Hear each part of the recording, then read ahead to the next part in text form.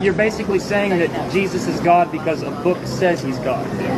The argument for miracles is defeasible because testimony, it's more likely that the testimony is false than an actual miracle occurred. So my problem is Jesus, if he existed, was the greatest man who ever lived, but to call him God, you can't back that up by saying, look at this 2,000-year-old book. Okay, but if this man who is so great, who lives such a life of compassion and forgiveness, claims to be God in human form, what do you do with that? I take it with a grain of salt. Then after you've taken it with a grain of salt, what does that mean practically? Look, if I met Jesus and I saw him rise from the dead, then we would be talking about the possibility that he was God. But if I followed someone who was morally perfect and they told me I'm God and I'm going to rise from the dead, I'd say, that's fine, I'll believe you when I see it. Otherwise, you're the greatest man I've ever met and you've got something wrong also. There's something not up here right. Until I see it, how can I believe it? He might have fulfilled every moral promise. So do you really believe that? Unless I can see it, I cannot believe it. Is that what you really believe? Well, you got me there. No. Good. Okay, so shouldn't you be open to the possibility that human beings can at times speak the truth? So can't you be open to the possibility that Matthew, Mark, Luke, and John, and Paul and Peter, when they talked about having seen Jesus Christ risen from the dead, that possibly they were speaking the truth? Yes, but to say it's possible is not to say it's true. Okay, good. So then if it's possible that Matthew, Mark, Luke, John, Peter, James, Paul were speaking the truth when they insisted that Christ rose from the dead, don't you think it would be wise to go back and study their documents very carefully to ascertain whether they were lying or whether they were speaking the truth? Yeah, but the problem lies in the credibility of those documents. There's Good. A lot of questions. Be good. Okay, to start, what's your first question about the credibility of the document? Who wrote it? What was their motive? Who did they know? What were they trying to achieve? Good question. Great question. Probably more pertinent. The guys who wrote it had no upside perk. The guys who wrote it were persecuted. They were martyred for their belief in Jesus. They died for it. Matthew, John were martyred. Peter was crucified upside down. Paul was beheaded. Not good perks. And yet they insisted that they had seen Jesus risen from the dead, that he was Lord.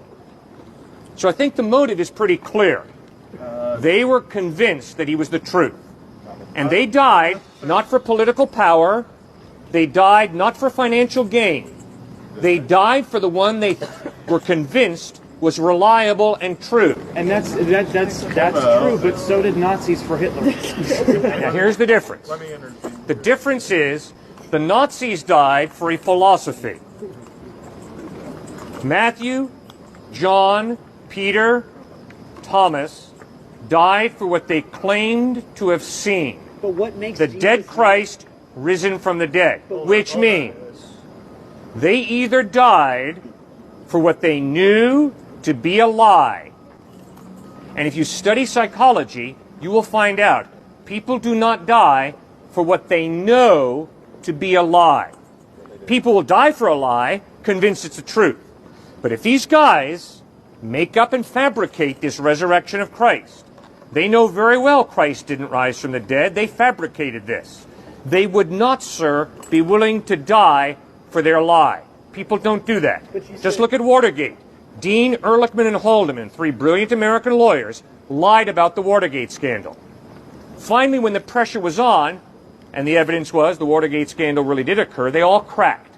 They were not willing to go through a few years of prison to cover up what they knew to be a lie. How much more unlikely for a group of first-century guys to create and fabricate this lie that Jesus had risen from the dead and they'd seen him, and then be willing to die for it? Well, to presuppose they manufactured it's not what I'm saying. They might have really thought they saw it. I mean, it's just a matter of, like, someone who takes acid thinks they saw a lot of things they didn't see.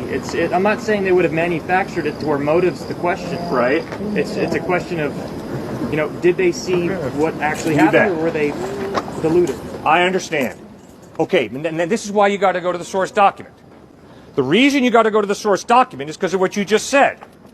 Maybe they just hallucinated. Maybe they fabricated. So what you got to do is you got to go to the source document. Now listen to this resurrection account also in Luke. While they were still, this is the disciples, talking about this, which the women had reported that Jesus had risen, Jesus himself stood among them and said to them, "Peace be with you." They were startled and frightened, thinking they saw a ghost. They didn't conclude, "Oh, welcome back from the dead, Jesus." No, they thought they were hallucinating, just like you said. They thought this was a ghost of some type of apparition. He said to them, "Why are you troubled, and why do doubts rise in your minds? Look at my hands and my feet. It is I myself. Touch me and see. A ghost does not have flesh and bones, as you see I have." See, your question is very reasonable. It's exactly what the disciples questioned when they saw Jesus risen. Oh no! What was in our drink? Oh no! What's happening to us psychologically? And he deals with it and says, "Come on, guys. Give me something to eat and drink. Come on, guys. Grab hold of me and see. A spirit does not have flesh and bone the way you see I have." See, so your doubts, your questions are totally understandable, totally reasonable. It's exactly what the first century disciples struggled with. It makes sense. You bet, man. Good to meet you. Thanks so much.